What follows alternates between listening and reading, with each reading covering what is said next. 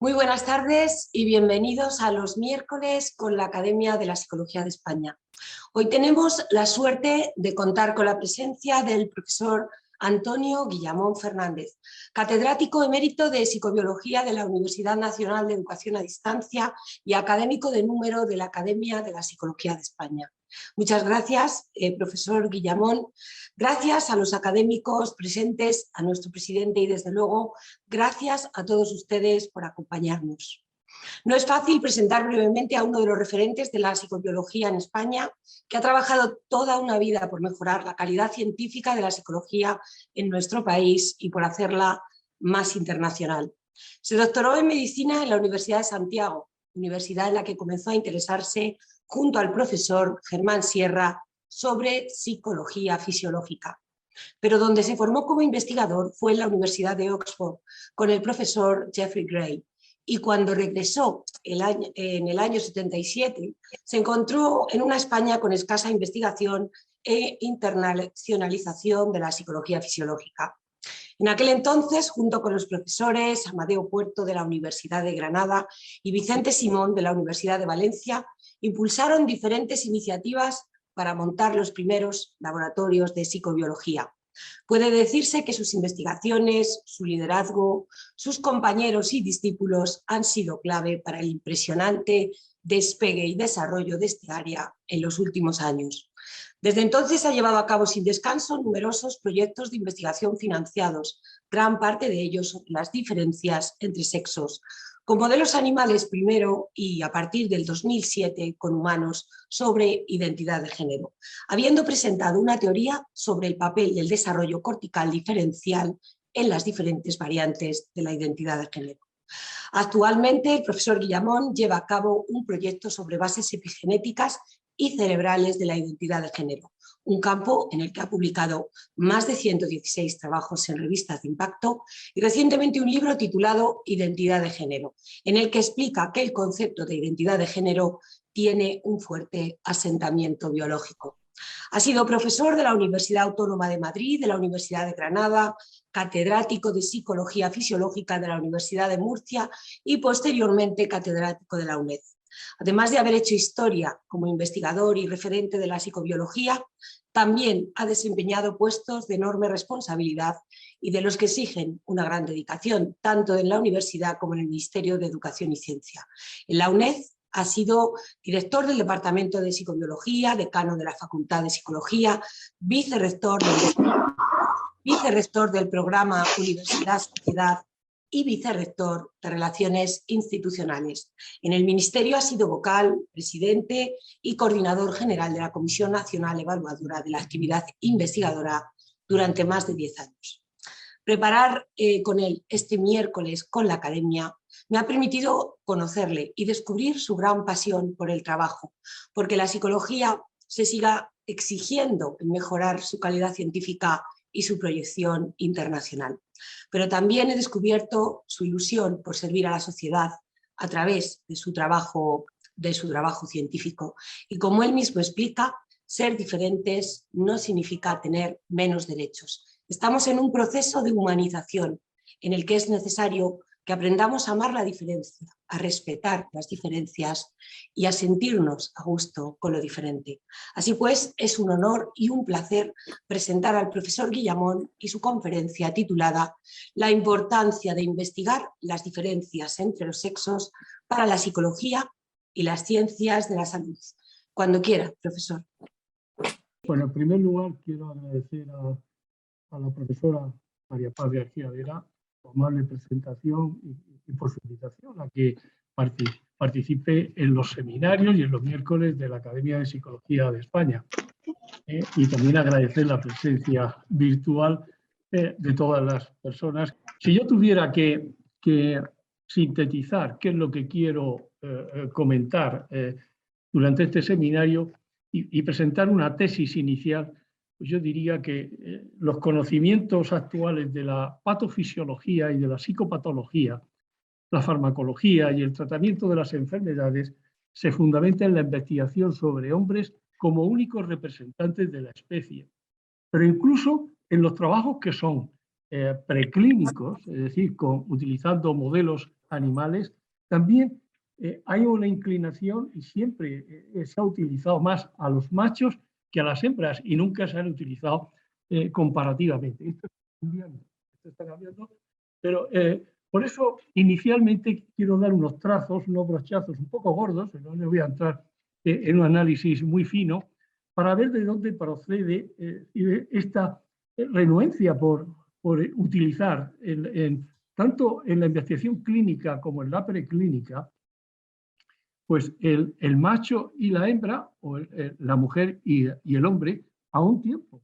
Sí, porque al final lo que sucede es que si esto no se hace, quien sale perdiendo generalmente, como veremos más adelante, es la mujer. ¿Cuáles son dijéramos, esos brochazos gordos por los que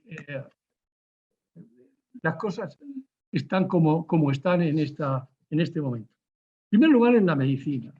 La medicina considera que prácticamente el cuerpo del hombre y de la mujer son iguales. Es decir, el hígado, el cerebro, todos los tejidos, y solamente se reconoce en los estudios pues, diferencias en el sistema reproductor a través de dos asignaturas, la ginecología y la obstetricia. Pero luego es que hay una idea de fondo que es lo que ha frenado, sobre todo tanto en la investigación con nuestra especie, con humanos, como en la preclínica,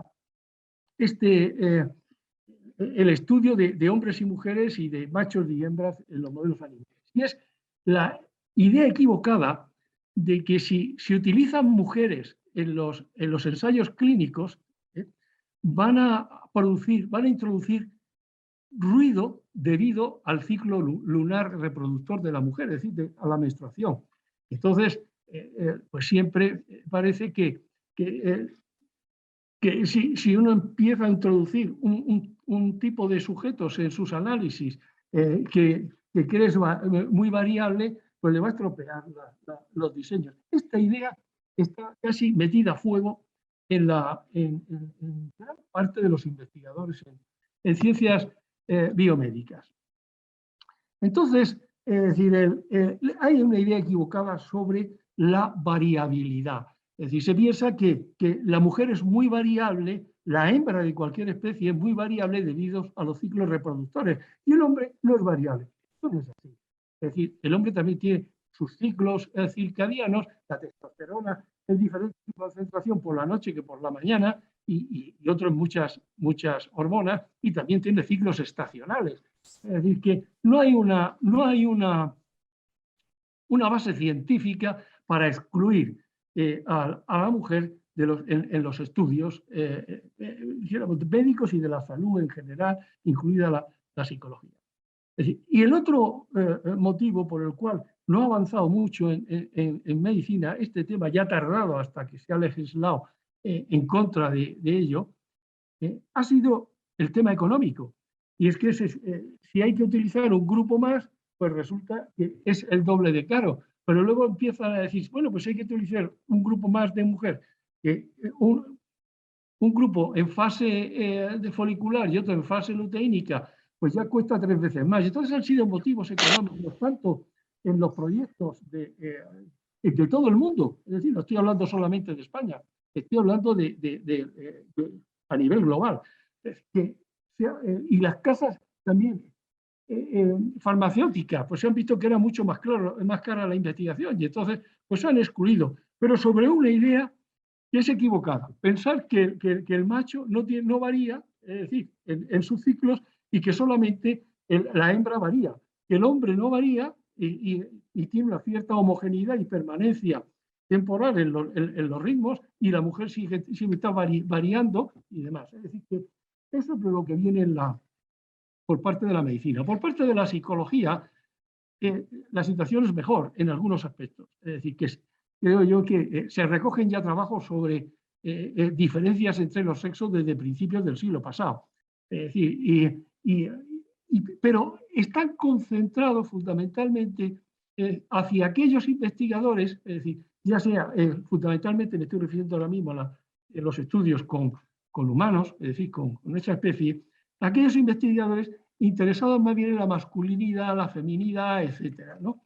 Pero en lo que hace a referencia a los trabajos básicos, es decir, a los trabajos de laboratorio, las corrientes de tipo ambientalista, es decir, el conductismo, incluso el neoconductismo, es decir, pues que nos ha llevado a poder medir muy bien la conducta, ha puesto el foco siempre en el estímulo.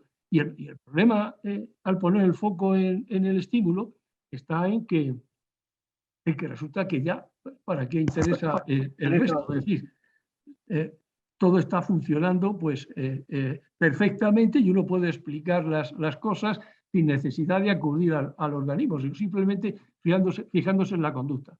Y por lo tanto, la cantidad de trabajo hecho en teoría del aprendizaje sobre la emoción, sobre la motivación, en la psicología experimental, en la psicología, fisiología, etcétera, que podía haber ayudado a modificar, es decir, los estudios de psicofarmacología, los trabajos fundamentalmente de farmacología y psicofarmacología, pues no han influido, porque han sido muy pocos los investigadores en el área tan amplia como es la psicología fisiológica o la psicobiología, todavía más amplia, es decir, que no se han dedicado, no se han utilizado machos y hembras en los estudios. El tercer, dijéramos, brochazo, vais muy rápido, procede también del feminismo. Es decir, uno podría pensar que a partir de 1971, con este libro, es decir, tan interesante y tan importante y que cambió tantas cosas en el feminismo sobre nuestros cuerpos, nosotras, es decir, pues que no hubiera, al centrarse la visión en el cuerpo de la mujer, aunque sea más desde el punto de vista de la sexualidad, etcétera, pues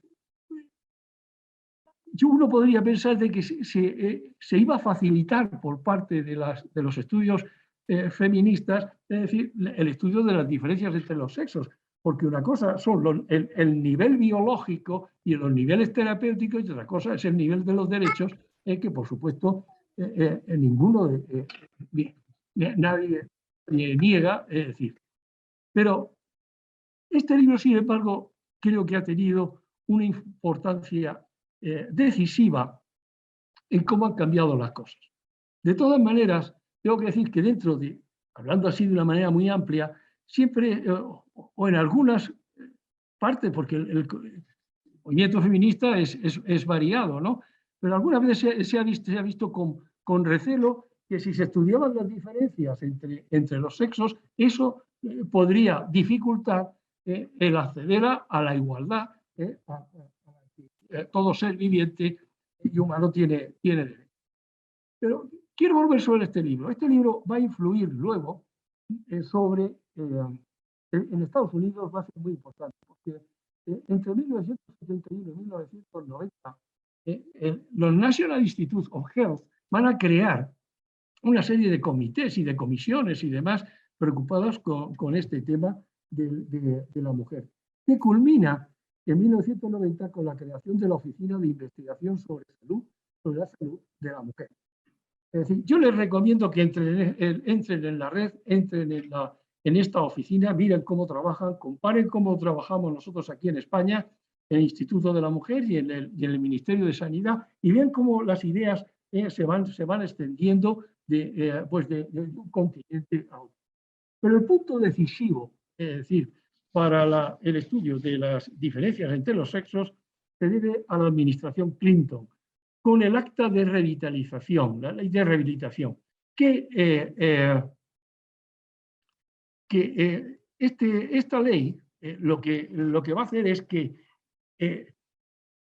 hace necesario para todo tipo de investigación terapéutica la inclusión de la mujer en la investigación clínica. Es decir, que no se puede, no iban a partir de este momento, no se iban a aprobar sustancias nuevas con efectos terapéuticos, ni proyectos nuevos, es decir, sobre estudios de distintas patologías, es decir, biológicas, mentales, psicología, lo que ustedes quieran, ¿no? Sin incluir a la mujer. Este es un punto decisivo. Y el otro punto decisivo desde el ángulo conceptual, que es el artículo de Collins y Clayton en Nature en el 2014.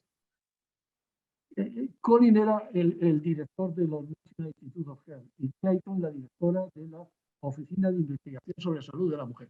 Entonces, ¿qué es lo que plantean allí? La necesidad de utilizar la variable biológica sexo para la investigación, tanto clínica como preclínica, porque a pesar de la ley de revitalización, pues no se había desarrollado el tema lo suficiente. Y el sexo, en 1916, ya los National Institute of Health piden el sexo como variable biológica imprescindible en la investigación preclínica. Es decir, de tal manera que todos los modelos animales, es decir, y que se van a utilizar en los proyectos que se pide subvención, pues van a necesitar, es decir, utilizar machos y hembras. Ya se había conseguido a nivel de la clínica y ahora ya se pasa a las prácticas. ¿Qué pasa en Europa? En Europa empiezan las cosas a cambiar en el programa 5 y en el 6 ya se establece, es decir, se establece que la dimensión de género debe tener en cuenta tanto las diferencias biológicas entre los sexos como los efectos socioculturales sobre el sexo. Pero tengo que advertir una cosa, no se trata de las diferencias biológicas van por un lado y el género va por otro. Sexo y género interaccionan. Creo que un poco más adelante podría de alguna manera mostrar. Hay tres conceptos que debemos tener presentes al abordar las diferencias entre los sexos. En primer lugar, el concepto de sexo, que son las características biológicas que definen a hombres y mujeres e intersexos. El género y la identidad de género es la consciencia de ser hombre, mujer u otra condición alternativa. Y los roles de género hacen efecto pues, a las conductas en una cultura y en un tiempo determinado que se consideran típicas de hombres y de mujeres. Bueno, es decir, visto con un brochazo general este a modo de introducción, la primera pregunta que nos podemos hacer es ¿por qué hay diferencias de sexo? ¿Por qué hay diferencias entre los sexos? Esto ya lo puso sobre la mesa Darwin, es decir, es un proceso, el proceso de la selección sexual. Y no es una cosa de hace 3 días o 4 días, sino que todos los animales que se reproducen sexualmente y la reproducción sexual es el motor de la variabilidad en la naturaleza. Pues esto que venimos arrastrando, es decir, o se vienen formando en diversas direcciones las diferencias desde hace pues cientos de miles de años. Esto no es una cuestión de antes de ayer. Y es un proceso, bueno, todo el mundo conocemos por la elección precopulatoria, la competencia de machos, la elección de la hembra, pero luego hay mecanismos muy complejos de competición ya poscopulatorios, de competición de esperma, de que la hembra puede escoger de manera críptica el tipo de espermatozoide que se va a activar en el aparato reproductor y que va a ser capaz de fecundar el óvulo. A nivel del cuidado parental va a ser también muy importante. Bueno, es muy complejo, pero de aquí es donde viene. Es decir, dijéramos, el porqué. El porqué es la selección sexual. Luego, el cómo. El cómo, esto lo traigo aquí no solamente por el cómo, sino para reflexionar un poco y que pueda abrir mucho la perspectiva en los estudios de aquellos que se dediquen a estudiar la sexualidad. Y es que inicialmente el embrión es bipotencial. Tanto se puede diferenciar la cresta genital hacia testículo como hacia ovario. Todo depende de un gen, el gen determinante del testículo, el SRI. Si hay un gen que es el SRI, que eso sucede en los machos y está en el cromosoma Y, pues resulta que se monta una cadena de genes y se va a producir, pues se va a desarrollar y diferenciar el testículo. Pero si no hay este gen, se pone en marcha otra cadena, es decir, de genes que van a desarrollar el ovario. Yo que ahora mismo he traído esto, es decir, también por otro motivo. Porque tanto una cadena, dijéramos, para el testículo, como la cadena para el ovario de genes, están tanto en el hombre como en la mujer, en el macho como en la hembra. Lo que sucede es que mutuamente se reprimen. Es decir, la cadena de genes para la formación del testículo está reprimiendo la expresión de ovario. Y la cadena para la formación del ovario está reprimiendo la expresión de la formación del testículo. De tal manera que incluso cuando tenemos un animal adulto, es decir, y se produce la delección de uno de estos genes, se va a producir por un proceso de transdiferenciación, el testículo empieza a producir tejido ovárico o el ovario empieza a producir tejido testicular. Luego, el tener en la cabeza el origen bisexual, o sea, potencialmente bisexual, es muy importante porque este tipo de sistemas y mecanismos se mantienen luego, posteriormente, a muchos niveles, incluso a nivel cerebral.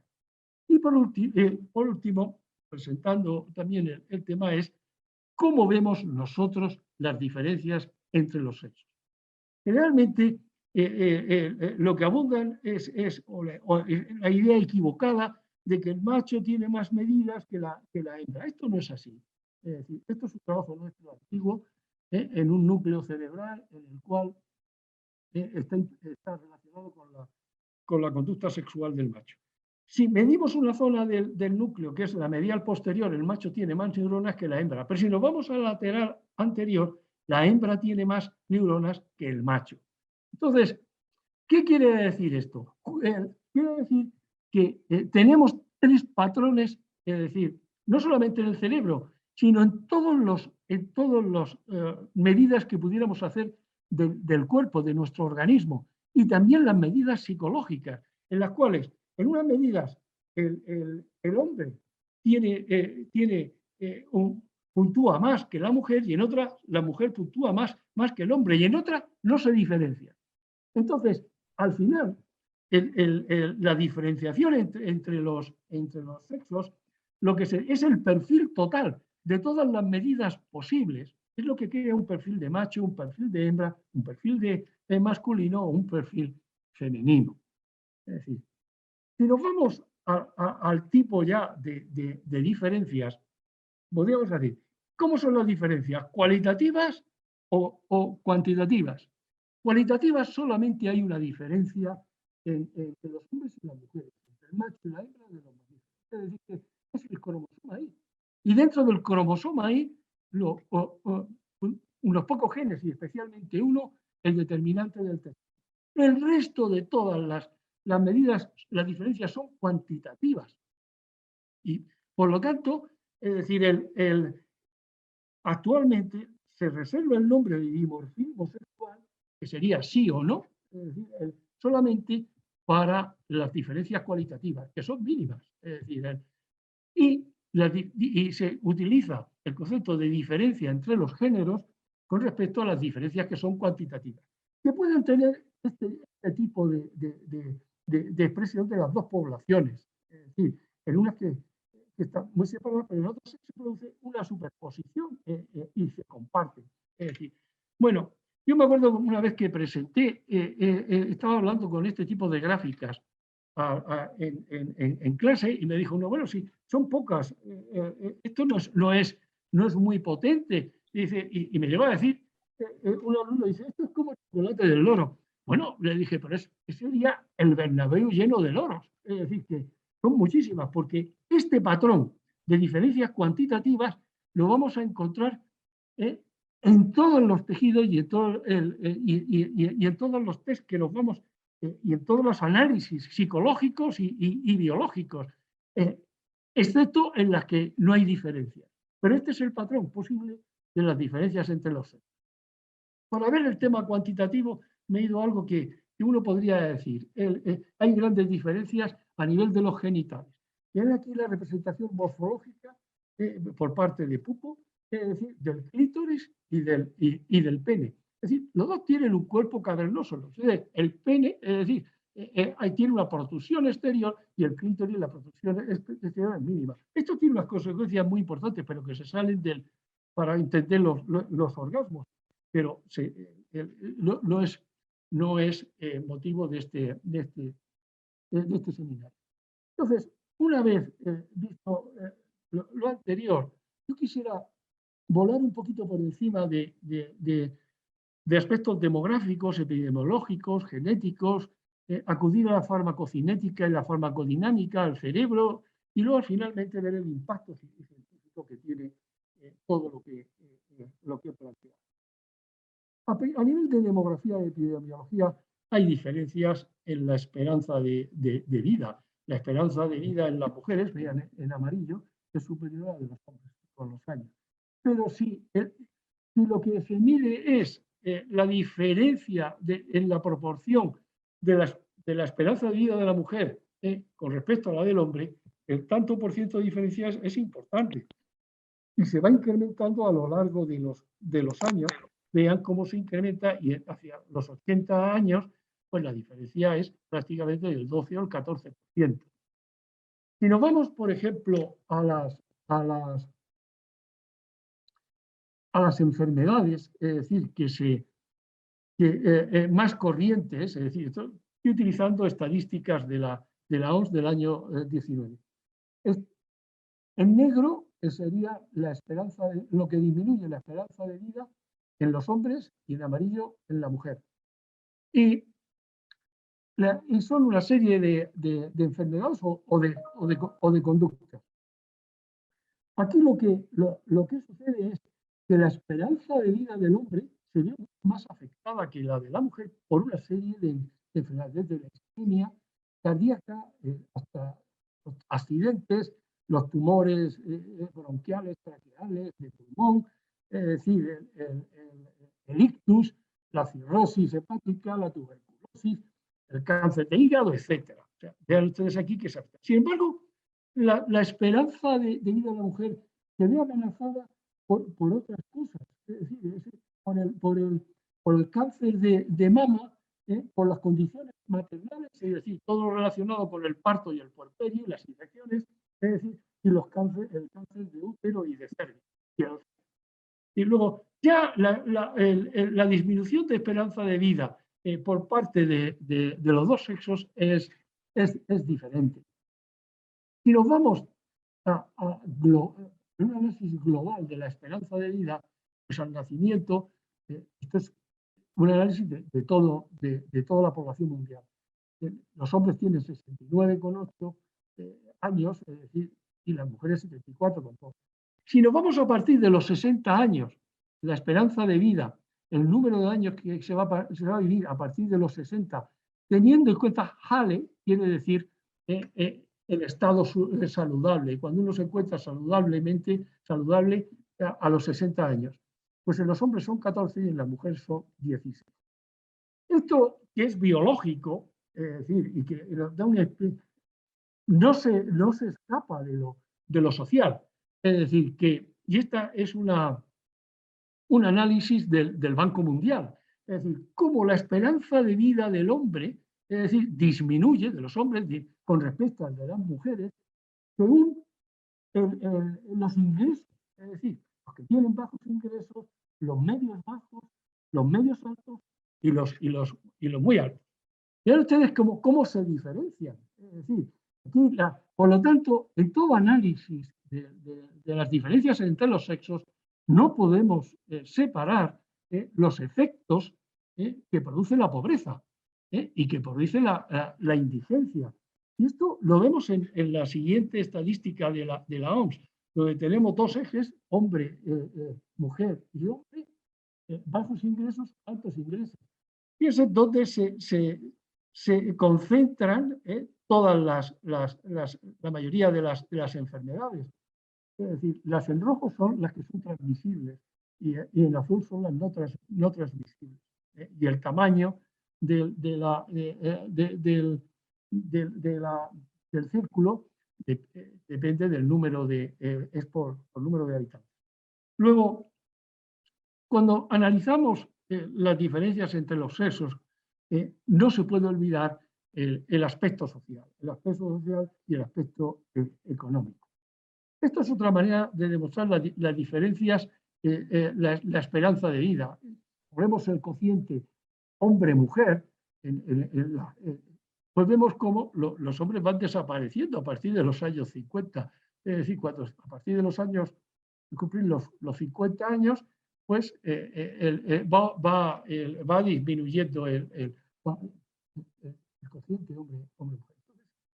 Si nos vamos a las estadísticas nacionales, es decir, las de España, desde el año 91 hasta el 19, por el INE, vemos que hay unas diferencias notables en la esperanza de vida, aunque va mejorando tanto en hombres como en mujeres, pero se mantienen esas diferencias. Sí, en Estados Unidos hacen un tipo de análisis que es muy interesante, y este lo traigo este trabajo de Herón, que dice cuáles son las 10 causas más importantes de muerte, de mortalidad en mujeres y en hombres. Pues veamos que hay diferencias, que algunas son sustanciales. Por ejemplo, el suicidio aparece en los hombres, mientras que no aparece en las mujeres. Si nos vamos al Alzheimer, vemos que es más frecuente en las mujeres que en los hombres. Si nos vamos a la cirrosis hepática, es más frecuente en los hombres que en las mujeres. Es decir, si ya analizamos patologías, estoy intentando cargar la fuerza en aspectos que puedan señalarnos diferencias de tipo biológico. Es decir, en los trastornos o las enfermedades autoinmunes, vemos que en la mayoría recae sobre las mujeres, menos que en el hombre. Es decir, desde el lupus eritematoso, es decir, la colonitis, escleroderma, la miastenia gravis, la artritis reumatoide, todo eso predomina más en las mujeres que en los hombres.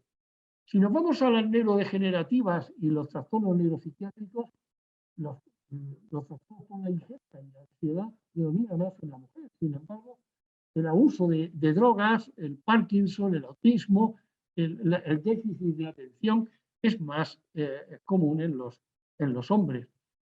Si se examinan aquellas enfermedades en las cuales se produce una discapacidad, es decir, pues la gota pues predomina más en el hombre, mientras que la artritis,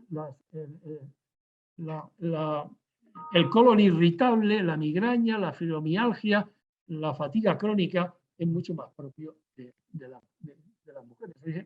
Más propio quiere decir es mayor prevalencia en las mujeres que en los hombres.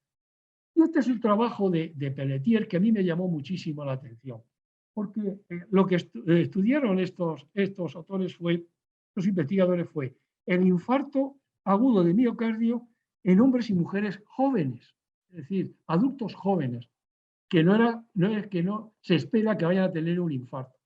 Y luego les aplicó el cuestionario de Venn.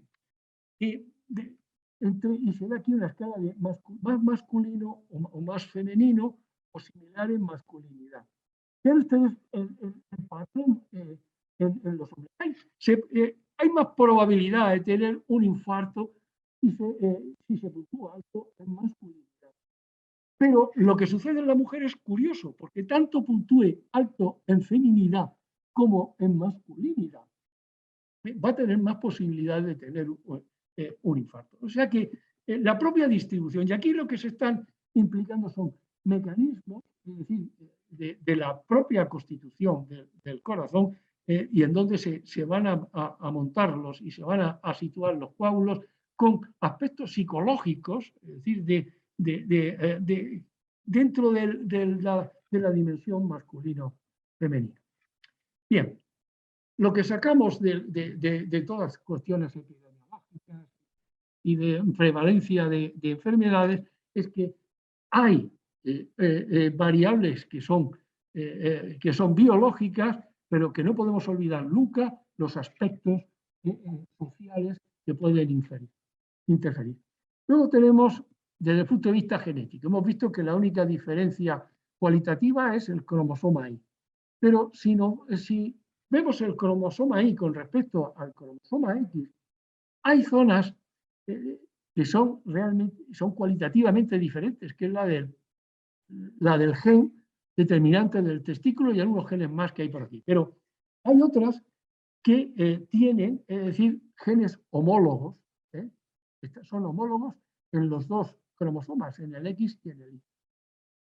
Y luego hay unas regiones que se llaman pseudoautosómicas, que precisamente son idénticas, aunque hay diferencias que son un poquito más sutiles. O sea, hay que tener en cuenta que también el cromosoma Y y el cromosoma X pues comparten una serie de genes. Pero si tenemos delante, es decir, si pudiéramos resumir todas las diferencias entre hombres y mujeres a nivel genético, es el cromosoma Y y el gen SRY. Hay diferencias sutiles entre los genes homólogos entre el X y el Y. Pero lo más interesante aquí son el tema de la impronta genética. En el hombre, es decir, tiene un cromosoma X y un cromosoma Y, pero el X siempre es de la madre, es decir, y por lo tanto, todo lo que venga viene en el cromosoma X va a ser homogéneo en todas las células del hombre y del macho que estudiamos otra especie. Pero en la mujer, la impronta, un cromosoma X viene del padre y otro de la madre. Es decir, a mediados del siglo pasado, una investigadora, Mary Lyon, demostró que uno de los dos cromosomas, en la mujer y en la hembra de los ratones, se inactivaba. Y es que en realidad estos dos cromosomas, el cromosoma X tiene un gen que se llama CIX y que produce la inactivación del cromosoma. Lo que vemos actualmente es decir, uno de los dos se va a inactivar y se lo hace al azar. Decimos al azar porque no sabemos cuál de los dos, podemos predecir cuál de los dos se va a inactivar. Pero el hecho es que a nivel de cromosoma X, es decir, los tejidos de la hembra de los mamíferos y los tejidos de la mujer son un mosaico. Es decir, en unos tejidos y en unas células está el cromosoma maternal funcionando y en otros el cromosoma paternal. Todo esto globalmente, ¿a dónde nos lleva? Nos lleva a algo que ya se empieza a decir a mediados de los años 80 y 90, y es que todas las células de nuestro organismo, sea de donde sean, tienen sexo.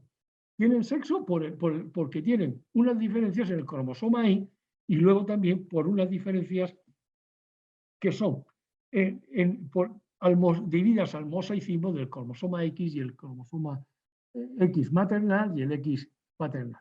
Pero esto es todavía mucho más complejo porque a veces miramos en los libros y vemos un cariotipo y nos creemos que eso es lo que funciona. Lo que nos funciona a cada uno de nosotros en este momento y a todas las especies no es el genoma, sino el epigenoma. El epigenoma es cómo se activan qué genes se activan y qué genes se silencian en su funcionamiento. Entonces, aquí es donde se ve la interacción de la sociedad sobre los genes. Es decir, el estilo de vida, los hábitos nutricionales, el ejercicio, cómo se percibe el estrés, el fumar. Aquí podríamos poner todo lo que quisiéramos. Va a ejercer efectos epigenéticos sobre los cromosomas y también en el cromosoma X y en el cromosoma Y. Y entonces va a actuar silenciando unos genes y activando otro tipo de genes.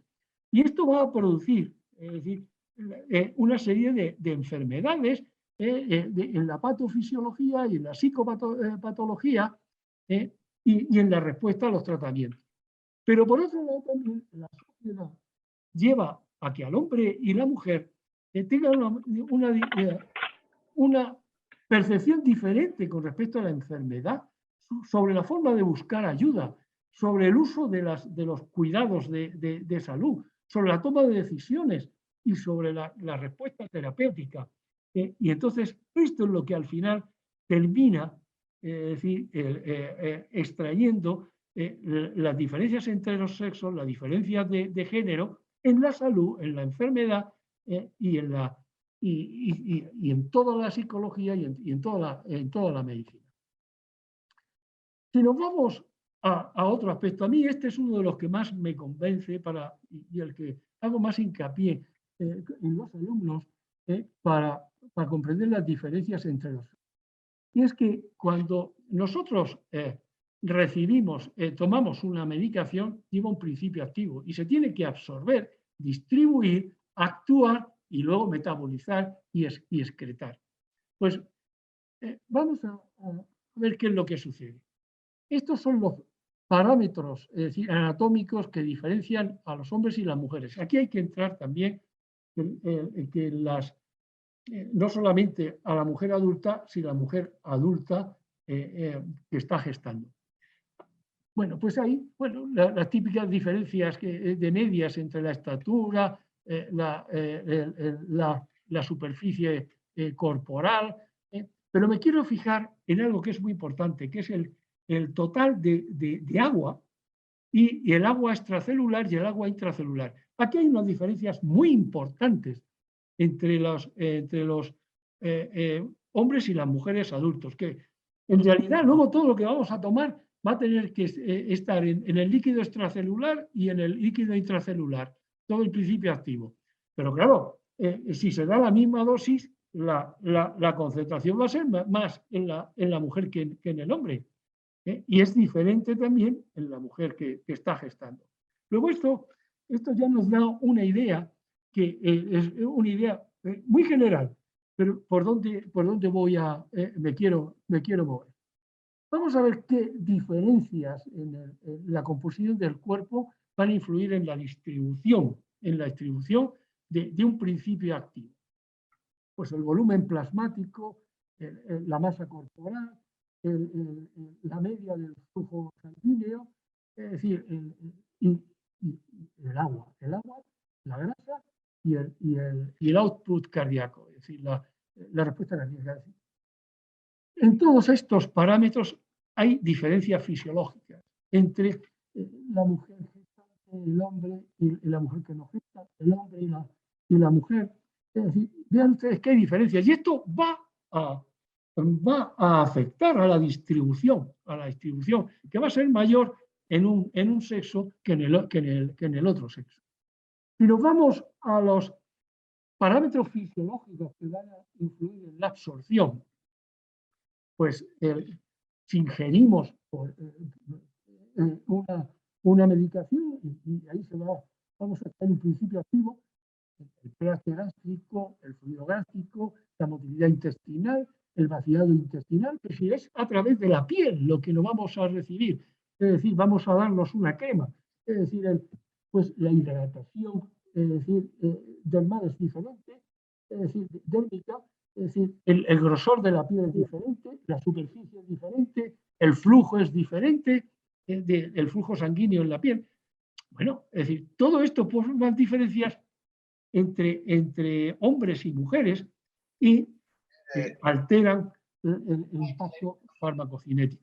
Estoy trayendo este trabajo de 2009 de Solden y Mattison porque es clásico. Es clásico y sobre él luego se han montado muchísimos otros trabajos y se han tomado decisiones de política sanitaria. Si nos vamos, cuando ingerimos un fármaco, el principio activo se va a unir a unas proteínas, se liga a unas proteínas y se va trasladando a través del flujo sanguíneo, etc. Vamos a fijarnos en un nada más, en el clorodiazepósico. Y entonces está unido a las proteínas plasmáticas. Pero ese binding es mayor en los hombres que en las mujeres. Y en las mujeres que toman contraceptivos orales es menor que en las mujeres que no lo toman. Es decir, que son muchas las variedades, pero siempre en este caso y para esta sustancia es más en el binding, en el ligamiento de la sustancia activa a la proteína, es más en el hombre que en la mujer. Pero si nos movemos ahora a las fases del metabolismo, que hay una fase primera y una fase segunda, que tiene una serie de rutas metabólicas con una serie de enzimas que no tenemos por qué entrar en ellas. Vean ustedes que hay también diferencias en cómo se metaboliza una sustancia. La fase 1 es oxidación o reducción del principio activo, y la fase 2 es, por medio de distintas transferasas, pues preparar la sustancia o el principio activo para su excreción. Veamos que hay diferencias. En algunas rutas metabólicas no hay diferencias, pero en otras sí. Y en las dos direcciones que le decía, es decir, anteriormente, hombre más que mujer, mujer más que hombre. Y esto es el patrón que vamos viendo siempre. ¿Cuál es la situación final de la farmacocinética y la farmacodinámica con respecto a la mujer? Pues es un poco desastrosa, porque las mujeres están sobredosificadas por el tema fármaco, porque hay diferencias en el volumen de distribución, en las proteínas que se unen y en el transporte y en la fase 1 y 2 del metabolismo. Hay diferencias en la farmacocinética y también en la farmacodinámica, por diferencias en el número de receptores, en cómo se unen a los receptores y cómo se transmite la señal. Y todavía esto se empeora más porque la mujer suele recibir mayores prescripciones de medicamentos y se incrementa entonces la interacción de unas drogas con otras. De aquí que prácticamente imprescindible, es decir, el estudio de en clínicos del macho y de la hembra, pero en los clínicos es imprescindible todo esto. Yo, a ver si alguien me puede enviar alguna vez un prospecto de un fármaco donde venga, es decir, las dosis específicas para las mujeres.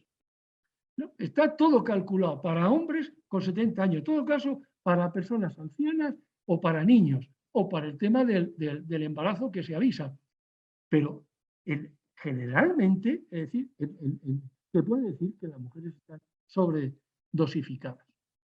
Y lo que es todavía más duro es que los trastornos con mayor incidencia en la mujer se estudian en modelos animales con machos, como es el de la ansiedad, el ictus, la hipertensión, la esclerosis múltiple, el riesgo al dolor.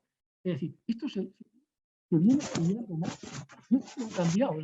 Aquí pongo trabajos de la primera década, pero es que esto sigue igual. Es decir, no se ha modificado. He procurado coger los primeros trabajos.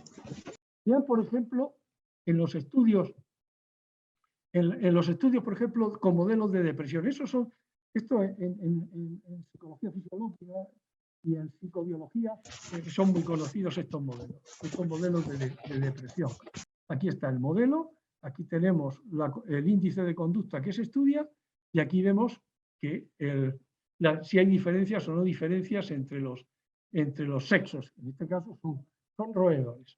Aquí tenemos todos los modelos de depresión y aquí tenemos los índices. Esto se conoce mucho en psicobiología y en psicofarmacología, etc. Y hay diferencias en las medidas y en la vulnerabilidad dentro de todos estos modelos.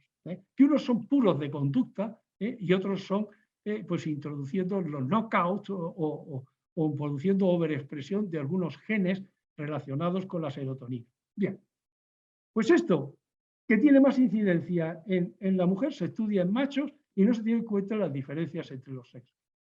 Si nos vamos a la ansiedad, es lo mismo, también es muy conocidos, es decir, que los tenemos aquí, los modelos, y luego las conductas que se miden. También hay diferencias entre los sexos y, sin embargo, es decir, se estudia todo en machos y las ideas que se dan para buscar las dosis, etcétera, y todo, pues es con machos. Es decir, que vemos entonces cómo el tema de la farmacocinética y la farmacodinámica hay que considerarlo también, no solo no solo en los estudios con humanos, sino también con los estudios en los modelos animales, que vayan preparando, de alguna manera, cómo se van a diseñar luego los estudios clínicos, es decir, para si una sustancia activa, pues se va a utilizar en terapia o no se va a utilizar. Y ahora nos toca el cerebro. En el cerebro, ¿por qué traigo el cerebro? Y no, lo traigo también como órgano fisiológico, pero como base de la conducta, es decir, y como gobierno general de todo el organismo. Pues aquí sucede lo mismo, es decir, este es un trabajo clásico de 2007 de Cosgrove, es decir, pero sin embargo esto está replicado con 5.000 personas en el trabajo más reciente de Ricci de 2018. Tengo el primero porque tiene mucha repercusión en la literatura. Lo que decía al principio, los dos patrones, hombre más que mujer, en el volumen total de una serie de regiones cerebrales. Mujer más que hombre en una serie de regiones cerebrales. Y luego, regiones donde no hay diferencias. Todo esto depende de lo que se esté midiendo. Es decir, si está midiendo uno el grosor cortical, o está midiendo el volumen cortical, o la superficie de la corteza, o el volumen de las estructuras subcorticales, etc. O sea que es todas las diferencias que tenemos entre hombres y mujeres en todos los tejidos, y en este caso particular, que nos estamos refiriendo al tejido cerebral, es dependiente del tipo de medida, es decir, de que estemos tomando. Es decir,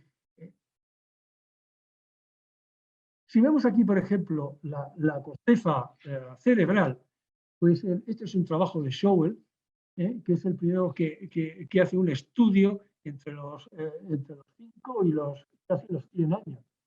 En rojo son las mujeres y en azul son los hombres. Vean que hay diferencias en el grosor de la corteza.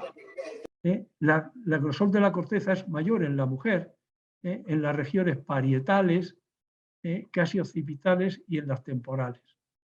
Es decir, bueno, pues si queremos ver cómo se montan este tipo de diferencias, aquí a la derecha tienen la edad de los sujetos, 10, 14, 18, 22 años, y aquí a la izquierda, en blanco, son las regiones en las que hay mayor grosor en la niña que en el niño.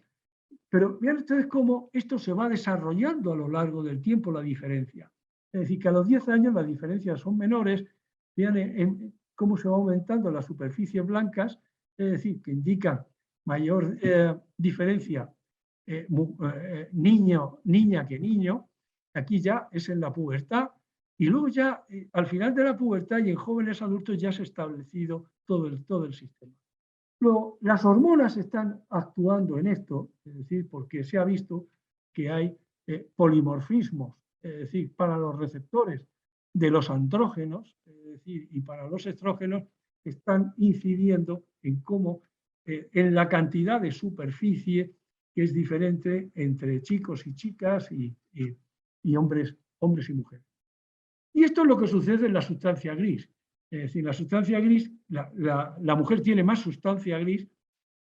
Siempre que vean ustedes trabajos de resonancia magnética, es decir, se controla por el volumen intracraneal, porque el peso, es decir, entre los sexos es diferente, el peso, el volumen del cerebro, pero es que también es diferente dentro de un sexo entre unos y otros individuos. Por lo tanto, cada individuo se le corrige por el volumen intracraneal. Y entonces ya podemos aceptar este tipo de resultados.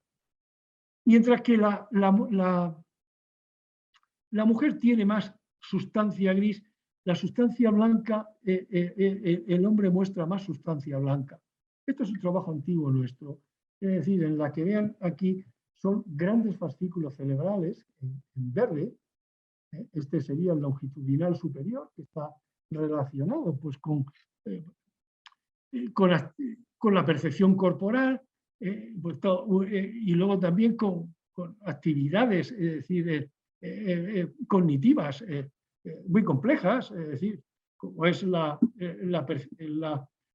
posición en el espacio, es decir, los test de rotación mental. Es decir, pues, vean ustedes, en vez de lo fácil, pues el longitudinal superior hay diferencias. Estas diferencias son, en una medida, se llama anisotropía fraccional, que es la mayor o menor facilidad de las moléculas de agua de moverse por los axones que forman los grandes fascículos cerebrales. Pero vean, por ejemplo, aquí el cingulado, el cingular, que está en todas las funciones emocionales, está implicado el forceps minor, que está uniendo el hemisferio izquierdo con el hemisferio derecho en la parte más anterior. Es decir, y que está relacionado pues, con el refuerzo, con la historia del refuerzo del organismo. Vean en rojo, es decir, las diferencias que aquí, en este caso, son los hombres los que muestran más anisotropía fraccional. Es decir, que en la sustancia gris las mujeres, en la sustancia blanca los hombres, pero todo dependiendo de la medida que tomemos. Este es un trabajo reciente nuestro, para que vean la interacción entre género y sexo, que son inseparables. Esto es, el nombre suena un poco rimbombante, que se llama la ignición intrínseca, ¿no? Intrinsic ignition, los mapas de ignición intrínseca del cerebro. Aquí hemos medido en 1000 regiones cerebrales, es decir, la influencia de cada región sobre el resto, es decir, para organizar la respuesta del cerebral. Entonces, vean, estos son mapas estadísticos, mapas cerebrales estadísticos. Vean la diferencia entre los hombres cisgénero, las mujeres cisgénero, los hombres transgénero y las mujeres transgénero. Luego, en la experiencia por lo menos, que yo les puedo dar, es decir, que en los estudios cerebrales es muy importante no solamente comparar los sexos, sino comparar también los géneros. Es decir, y concretamente, en este caso, nosotros hemos estudiado géneros binarios, es decir, los no binarios, pues no lo hemos llegado.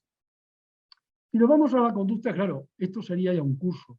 Y entonces lo que he hecho ha sido cogerme el trabajo de Ellis. El trabajo de Ellis es un volumen de 2000 páginas sobre las diferencias entre los sexos, que coge todos los trabajos desde 1900 hasta el 2007. Y entonces hace un metaanálisis sui generis, pero aquí lo traigo para destacar algo. Y es que lo que aparece más claro es, más de dos cosas claras, y es que los hombres tienden a ser suelen ser más víctimas del crimen que las mujeres. Pero, sin embargo, quiero resaltar en los aspectos en los que las mujeres tienen que sufrir más, que es en el caso, por ejemplo, del acoso sexual, la presión para tener relación sexual, el recibir pues el deseo de otro que no se pretende. Es decir, y luego es más posible que sean víctimas de coacción para el sexo, para la violación, el abuso sexual, etc. Yo siempre, cuando he entresacado estos, los he entresacado aposta, porque el tema aquí, como en todo, hay una combinación de factores biológicos y sociales, ¿no?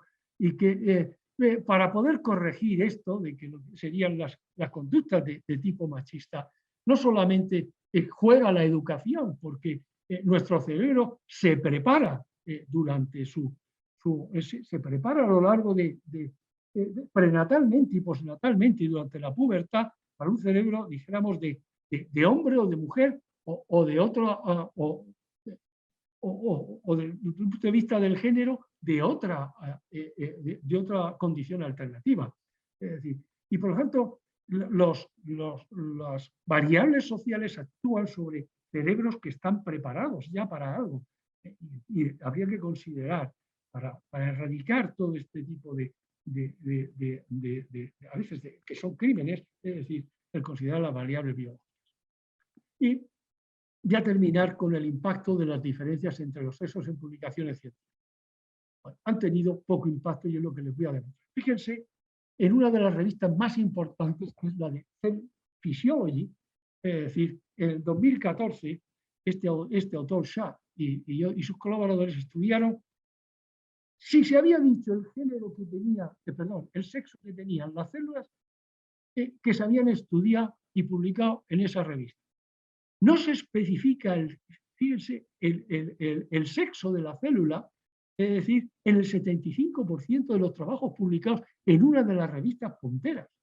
Es decir, y cuando se especifica, la de macho o de hembra, es ya por obligación, porque son células de la próstata o son células del ovario o lo que sea, ¿no?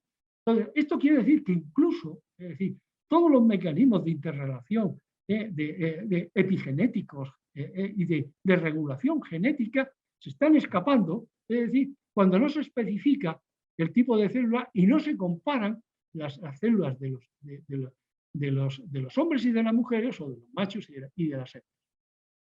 Hay otro trabajo que también es clásico en la literatura, que es el de Berry y Zucker, es decir, que de 2011, que esto lo que hicieron fue coger las áreas más importantes, es decir,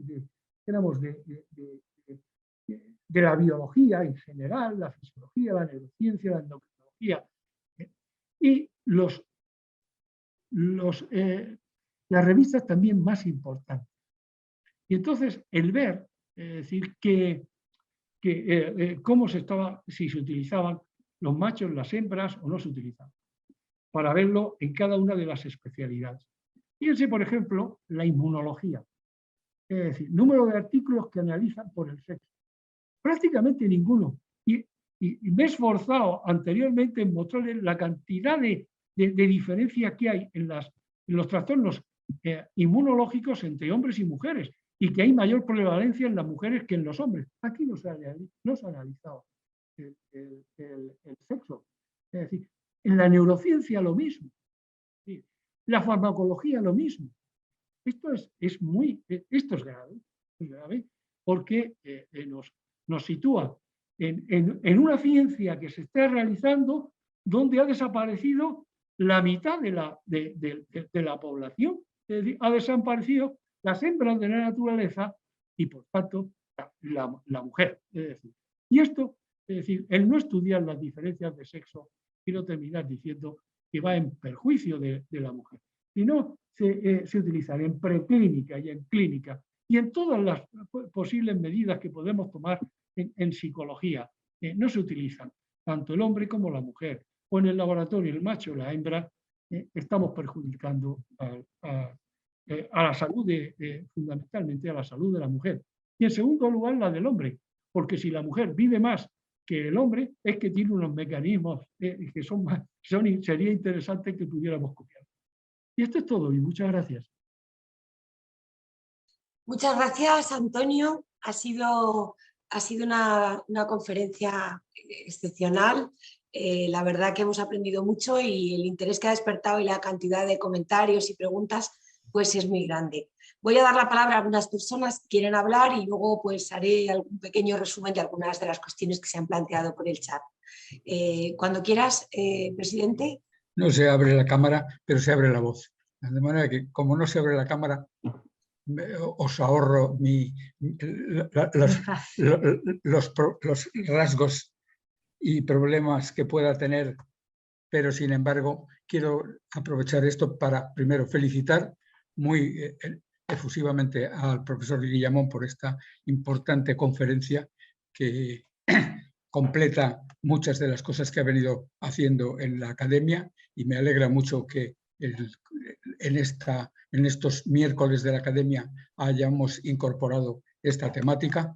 Mi felicitación también a Maripaz García Vera por haber organizado esta conferencia y el programa que luego va a seguir, y sobre todo mi agradecimiento y mi felicitación, digamos así, a todos los asistentes, porque dan apoyo y dan sentido a esa preocupación que nuestra academia siente de tratar de difundir y de plantear los problemas de la psicología, tanto teóricos como prácticos, a un público interesado por lo que es la realidad hoy teórica y práctica de la psicología en nuestro país. Muchas gracias. Muchas gracias, Elio. Vale, pues no sé si hay, voy a formular mientras si alguien se anima más a hacer alguna pregunta. La verdad es que Antonio ha despertado mucho interés, muchas cuestiones y también cierta preocupación, algunas de ellas, ¿no? Hay alguna pregunta más concreta, pero por ejemplo hemos visto que hay mucha preocupación al principio se preguntaba algo sobre si había diferencias cerebrales, pero creo que esa pregunta ha quedado muy clara con tu exposición, no hace falta, pero a la gente le preocupa mucho el hecho de que toda la mayoría de la evidencia que se está llevando a cabo, por ejemplo en farmacología, los estudios se lleven a cabo con hombres y que no se tenga en cuenta este tipo de diferencias, ¿no?, entre sexos a la hora de las pautas. No sé, queríamos saber un poco más si en esa dirección crees que se está haciendo algo, si se puede, si se ha comenzado, si realmente, bueno, ¿cuál es un poco tu opinión en este sentido, ¿no? Bueno, desde que se incluye los estudios clínicos, es decir, a la mujer en el año 93 en Estados Unidos, eso se traslada a Europa y en la legislación europea, en los ensayos clínicos es necesario introducir a las mujeres. Y en nuestro país la legislación también va en ese sentido, es decir, que no se pueden hacer ensayos clínicos, es decir, de nuevos fármacos sin introducir a la mujer. Sin embargo, todavía en los preclínicos no hay una legislación. Y en la última convocatoria para proyectos de investigación de excelencia, se habla de que hay que decir la dimensión de género que tiene el trabajo, que el proyecto que uno presenta. Es decir, hay que decir más. Hay que decir que, por favor, es decir, utilicen machos y hembras. No la dimensión de género, que esto mejorará no sé qué en los hombres o en los machos. Tal. Hay que decir claramente, y eso nos falta en la legislación española, es decir, que hay que utilizar machos y hembras en preclínicas, es decir, en las investigaciones. Muy bien, nos deja más tranquilos eso, o sea que estamos siempre ir en la dirección adecuada, claro que sí. Desde luego no hay más que felicitaciones en el chat y que muy interesante, bueno, realmente no solo aquí personas que se han conectado desde España, sino también desde Latinoamérica, tenemos varias personas que están conectadas y felicitándote. Aquí hay una pregunta, Antonio, que te la voy a leer, dice que aparte de felicitarte, que en las diferencias cerebrales le había parecido ver a la amígdala en dos sitios, en las estructuras de los hombres con un mayor tamaño, pero también como estructura que tienen igual.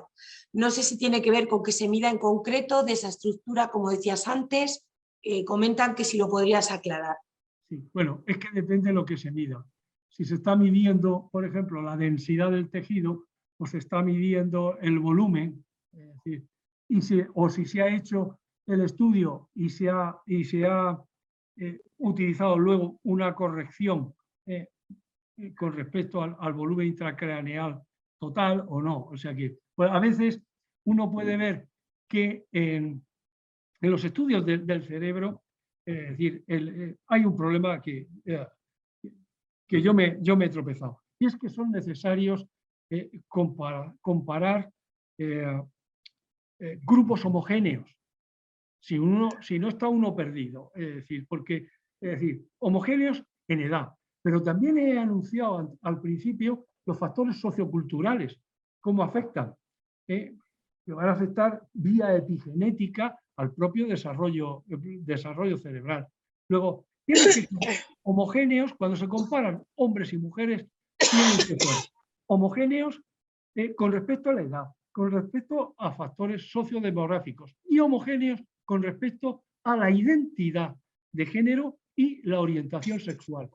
Esto no se tiene en cuenta en muchísimos trabajos y por eso aparece en unas ocasiones, aparecen las diferencias en una en una región y en otros no aparece en esa región. Pero esto se debe fundamentalmente a la falta de homogeneidad en las muestras de hombres y de mujeres.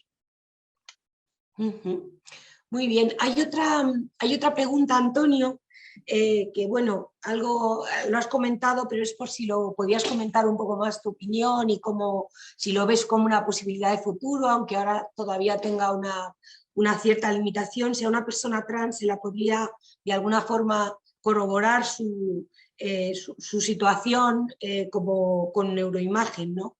Ellos comentan en el chat que, bueno, que eso podría evitar también, sería un gran apoyo y podría evitar también muchos problemas, ¿no? O sea, al menos un gran apoyo.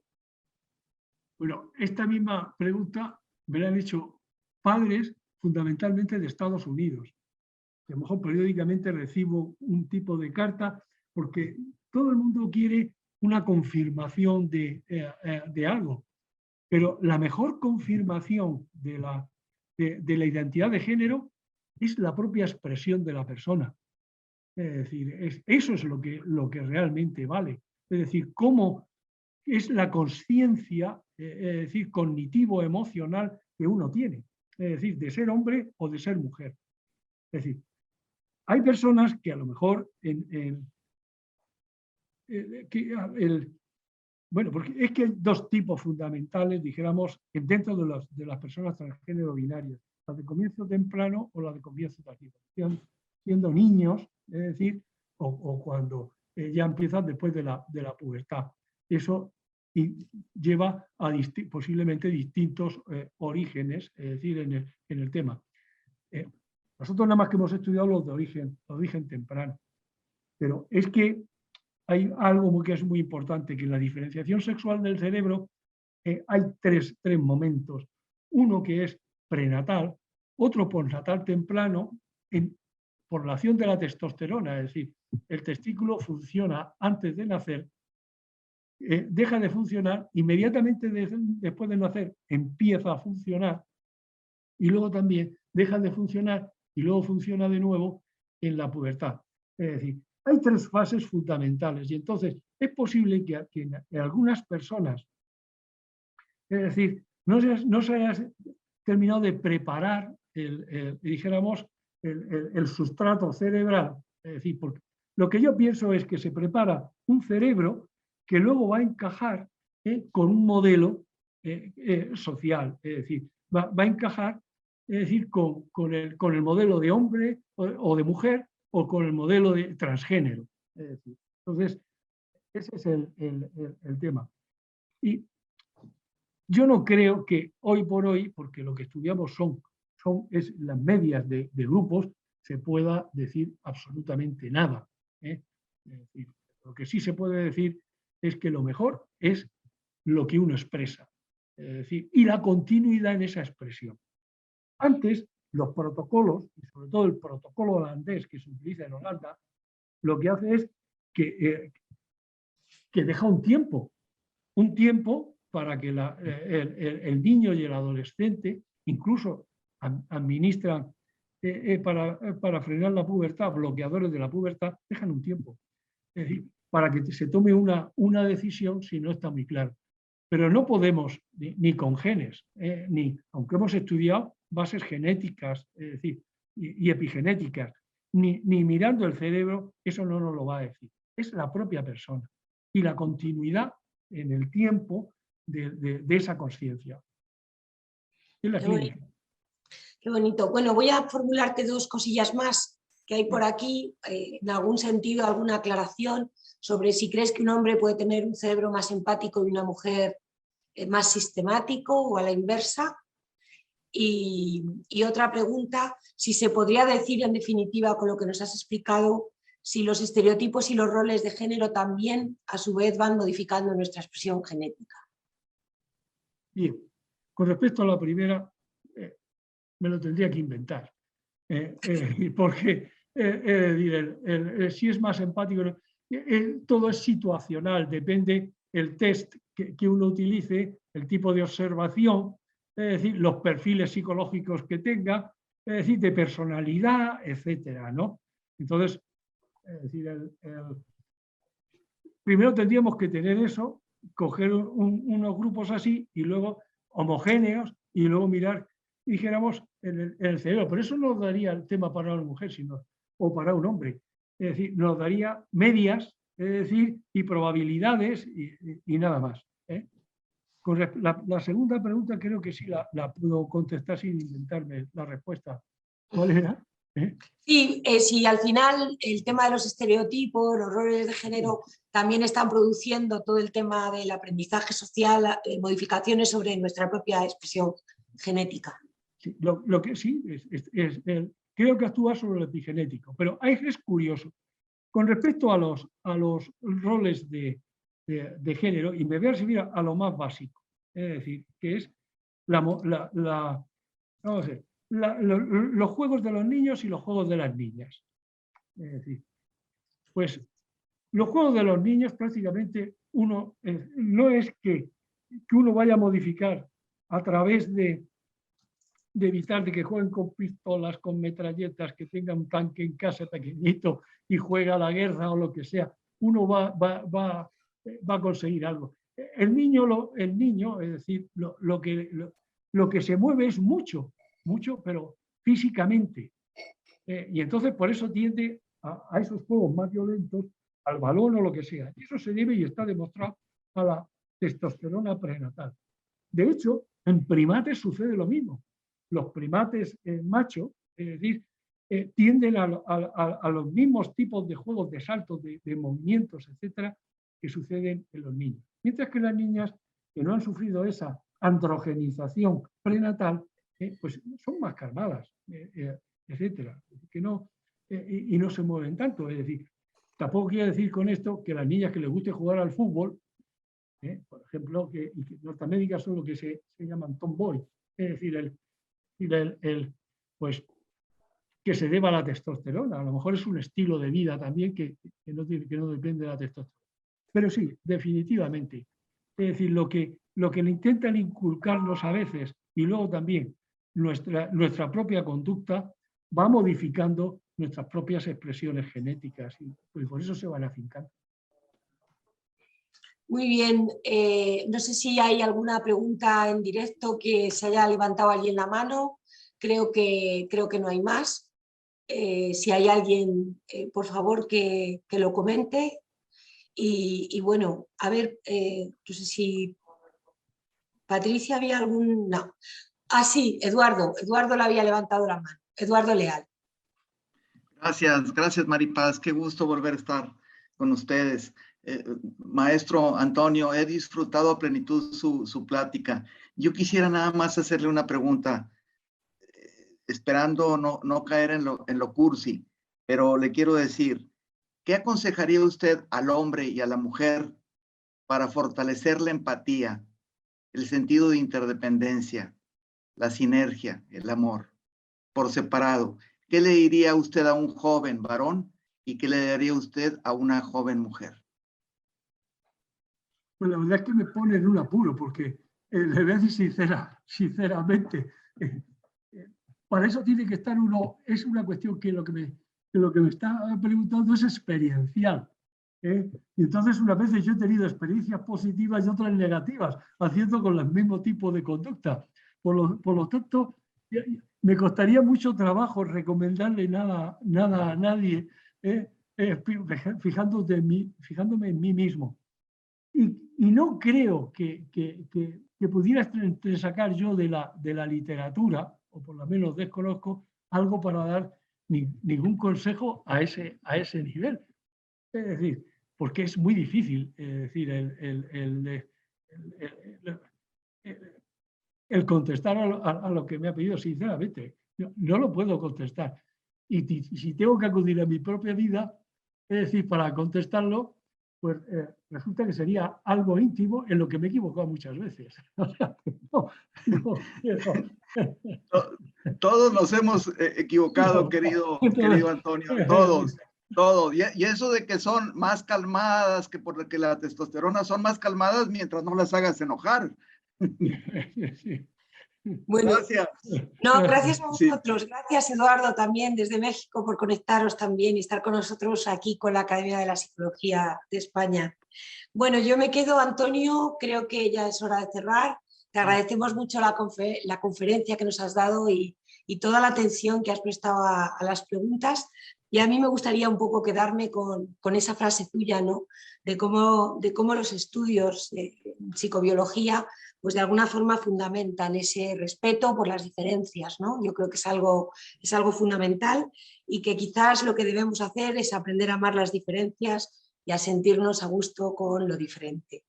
Muchísimas gracias por haber participado y muchas gracias a todos los asistentes. Os esperamos en la próxima sesión de los miércoles con la Academia de la Psicología de España. Muchísimas gracias, muy amables. Nos vemos. Maripaz, Muchas gracias. Gracias, Antonio. Adiós, gracias.